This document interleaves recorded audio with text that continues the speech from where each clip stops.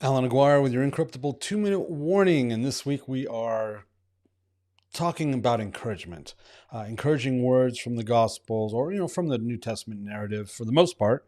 That's what we've been doing. A couple things real quick before we begin. If you're joining us from the Travelogue Network, thank you for joining us. We appreciate that. And at 1 p.m. Central, the Travelogue Network is going to be premiering a new show called Outlaw Pulpit with Pastor Bob Beeman.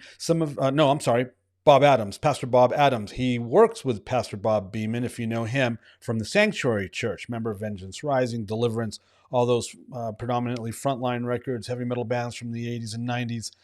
That Bob Beeman. He also, you probably know Bob Adams from Cornerstone Festival. He used to speak there and all that. Anyway, he's premiering his show on the Travelogue Network at 1 p.m. Central this afternoon. So be sure to check it out. And also, hey, there's a whole lot of weeks left in our 66-week calendar planner. Be sure to pick up a couple of these. Go to planetbluemedia.com. This is a great resource. It really is. I use it on the daily. Like I said, there's a lot of weeks left. This takes you through April of 2022. So that's a lot more to go there. It's not outdated. You need to get one of these.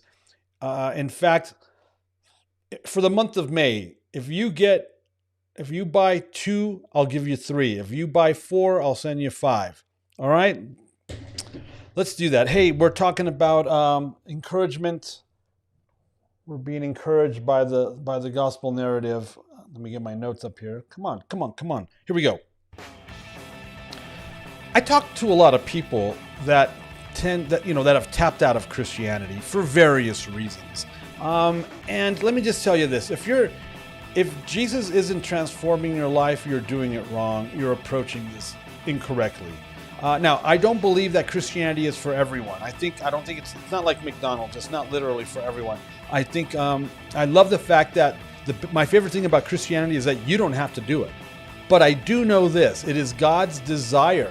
It's His heart's desire that all of us, that all of creation, comes to the full knowledge of Messiah, and that they come to salvation and walk in the fullness of Messiah. But I know that's not going to happen. But here's the thing. The majority, everyone has a reference experience, and you need to really be careful about other people's testimonies or experiences, anti-Jesus, anti-speaking in tongues, anti-charismatic, because chances are what they experienced was messed up, or they approached it wrong. Because see, God's not wrong. God's not bad. Jesus says, "Take my yoke upon you and learn from me." There's a key. "For I am gentle and lowly in heart, and you will find rest for your souls. For my yoke is easy, and my burden is light." And most people with a bad reference experience when it comes to Christianity didn't have an easy or a light experience. It was traumatic, whether it's because of parents or a youth group pastor or even a pastor. There's a lot of misrepresentation out there. 1 John says that God's commandments are not burdensome. And so it's my rule that I'm going to go with the biblical narrative over humans every time.